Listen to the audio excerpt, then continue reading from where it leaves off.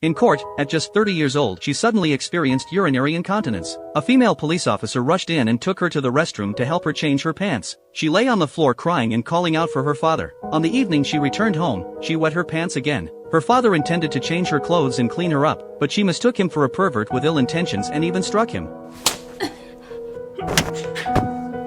Her emotional father impulsively hit back, knocking her unconscious to the ground. Her father went to the bathroom and splashed cold water on his face, trying to calm himself down. When he returned to the living room, he found his daughter had already woken up. Looking at the injuries on her daughter's face and her blank expression, the father was overwhelmed with endless guilt. He couldn't understand why his daughter, still so young, would develop Alzheimer's disease. Kelly was a strong-willed lawyer. After divorcing her husband, she lived alone with her daughter. Because the nannies she hired were often lazy and careless, she brought her widowed father to help care for her daughter. However, Kelly constantly complained that her father spoiled the child too much. She wanted her daughter to grow up independent like herself, able to support herself without relying on anyone. So she was very strict with her daughter, and mother and daughter often quarreled over trivial matters. But like most mothers, she was always the one to make peace after every argument. They would lie together in a tent counting stars. Her daughter taught Kelly how to identify Cassiopeia, because finding Cassiopeia would lead to the North Star, and finding the North Star would show them the way home. That day, Kelly was supposed to take her daughter to the airport. Her daughter was going to live with her ex-husband for a while,